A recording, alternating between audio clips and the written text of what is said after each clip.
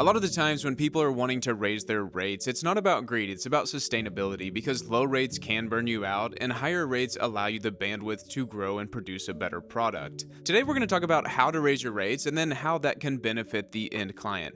If you're new here, my name's Keaton. I am a DP based in Oklahoma. I also developed this app called CineTemp. CineTemp is a quick way to calculate the white balance of a room, and coming very soon in 2.0, we will also be able to calculate the ND needed for a given scene. But let's dive into point one. Before we raise our rates, I think it's important to lay a base level, and that's going to be deliver value first. Before you raise your rates, you need to show that you're valuable to set. And I want to start it off by talking about a quick story of a few people that I've hired over the years that have graduated from PAs up into grips and even higher roles in my sets. The people that I have in mind all started as PAs. They were very green in the industry and they were just looking for a way in. And so as a PA, typically you're getting paid one of the lower rates on set. Now, these particular people, they had showed up on time, they had learned a lot, and they were very reliable. And so to me, they had earned their stripes. And when the conversation was had that they wanted to graduate up into a different role, aka raise their rates, I knew that they were worth it. And that wasn't a hard conversation to have because I understood the people had put in the time for me, they had learned, and they had become even more valuable to my sets. And so whenever they asked for a higher rate, or they wanted to graduate into a different role, of course I wanted to support that because the people that put in the work, I think, deserve to be rewarded in that way. And eventually, I understand I started as a PA and eventually I graduated up to a DP, so I understand how it works. And so the longer you're in the industry and the more you know and the more value you bring to set, the higher rate that you can command. And I think that it's similar if you are a videographer or a filmmaker working directly with a client, whether that's a production company or with a business. Clients don't pay you more because your camera is better, they pay you more because of the value that you're bringing to set. And that brings us to point two. Whenever you're in the industry, you need to set a base floor of your rate. If you're early in the industry, you'll probably enter as a production assistant and eventually you'll graduate up into different roles. Or if you're working directly with clients, typically you'll start with smaller clients and eventually graduate up into bigger clients. No matter what stage you're at, you need to decide your minimum rate that you will work for. So if you're working directly with a client, maybe that might be $500 or it might be $2,500. Or if you're a production assistant or somebody on crew, that minimum rate might be $100 or it might be $500. And it's always important to communicate that clearly, whether that's with a client or that's with a producer or production company that's hiring you. That way they know what roles to hire you for and they understand kind of where you fall in the line whenever they're trying to create a budget. Now for me, I started as a production assistant in the commercial world and I was also doing weddings and some other videographer work on the side that helped me pay the bills. Now I've always had a dream and I love to be in the commercial side of this business, but the steps from going from a PA to a DP or even running some productions, that happened incrementally. And I think that it's important to understand that if you're early in the industry, a lot of the times this can take more time than you think. I can only talk from the experience of this market, but a lot of the times there's different pockets inside of the sub-industry that you're in. So for example, if I'm in the Oklahoma City market, a lot of times there's just a few people that are kind of running a lot of the main shows. And for me being a PA, I was able to kind of spread my network across those different pockets.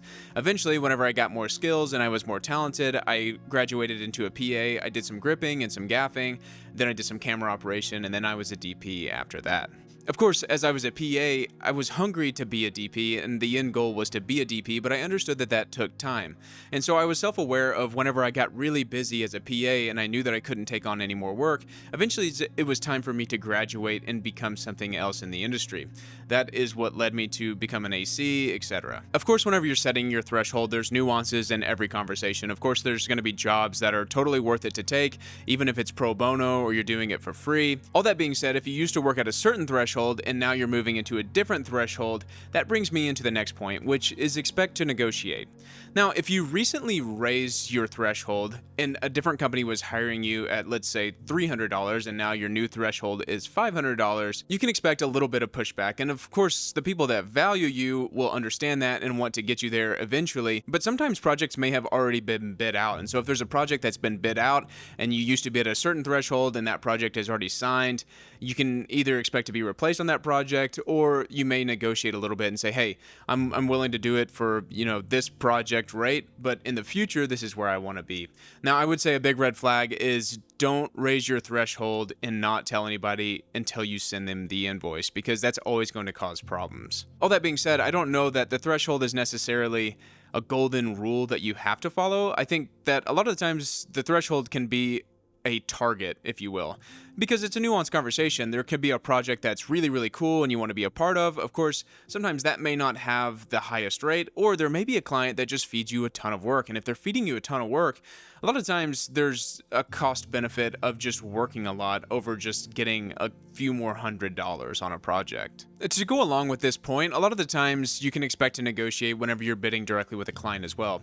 Now, for me, a lot of the times I try to come with my best price in mind because I understand the ROI side of the business. And so I always try to approach projects with a fair perspective and keep things really simple. But on the flip side, there is clients and producers that always want to negotiate something. So if you're in the business, understand that negotiation is part of it, and don't be afraid to negotiate. And if you have a certain rate and the project's just not a good fit, don't be afraid to walk away. Just as a quick example on negotiation, I want to share an example of something that happened to me in the past where I went below my threshold, but I think it was a benefit overall.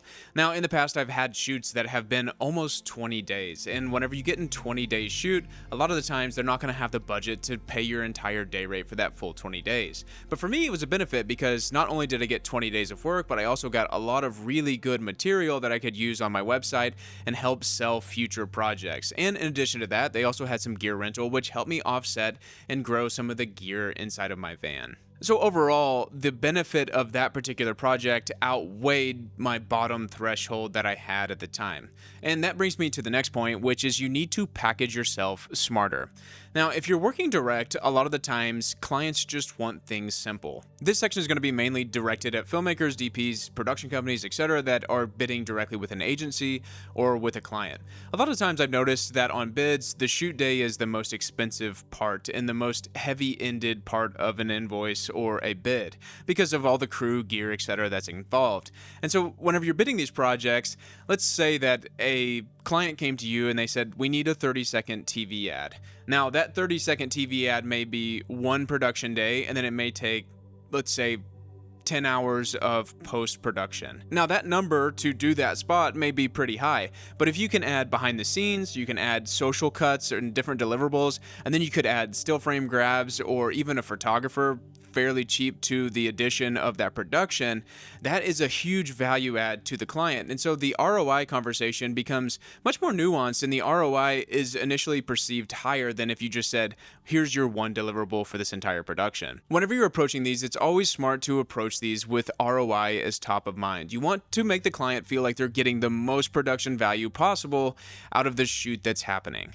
Which brings me on to the next point, and that's learning to say no. There is projects that you'll come across or production companies that will try to hire you, and the rate or the creative just doesn't match who you are or what you're doing in the industry at that time. And it's okay to say no. For me, whenever I started raising my rates, there was some clients that just stopped hiring me and almost walked away. But that opened up my calendar for higher paying work eventually. Sometimes there's some growing pains whenever you raise your rates and you have that weird gap, and then you kind of question yourself of, was this the right move to do?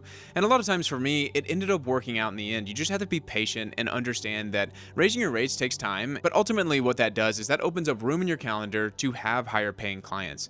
The confidence to say no will eventually lead you to higher paying clients. The next point I want to talk about, and it's a very important topic to me, but it takes time to raise your rates. For me, I PA'd for years, and then I AC'd, cam-opped, and DP'd, and that happened a lot quicker than it took me to PA to AC. And I think the reason that it takes time is multifaceted. I think one, you need to grow and understand the film industry in general, but two, sometimes other people just graduate up and then you follow and fill their shoes. For me particularly, the reason that I got into the AC role was because of the people that were ACing for me eventually graduated and started DPing. They either got hired at an agency, production house, or they just started DPing stuff on their own. And so whenever they left, that left me to fill the void. I think it's very good to be ambitious, but also I think there's a lot of times where you just need to wait for your opportunity. I think it's good to push yourself and want these opportunities and strive for these opportunities, but a lot of the times the opportunities will present themselves whenever it's time for you to have those opportunities. At least that's the way that I feel a lot of the times. That all comes back to the idea that the more experience that you have at different levels, the more valuable you are to the set or to the client. For me, I learned a lot about grip. I learned a lot about camera. I learned a lot about production in general over the years that I was PAing. And so whenever it was time for me to graduate up, getting to AC, DP, cam op, etc., I was a much more valuable filmmaker in that way. And then whenever I started working directly with clients, I had seen how productions work, and so I understood how to structure sets, how to run sets, and how it would benefit the client most. The more experience you have, the more talented you become, and the more experience you have, the more valuable you are to production and to end clients. As I reflect on my career and when I raised my rates, and then try to put this together in a way that's understandable for other people in the industry, I think it's a series of small steps. It's not a one-time leap of raising your rates. You have to do it incrementally over your career. The series of small steps: deliver value, learn more, and then be an overall better asset to the production or the end client. People that grow in the industry are the ones that bring value and treat their craft like a business. That's how you stop getting stuck where you are and start growing and getting paid what you're worth. My name's Keaton. I am a filmmaker. I'm sharing my journey and what I've learned along the way. If you enjoyed this video and want to continue growing together, consider subscribing. This is just the beginning of the conversation.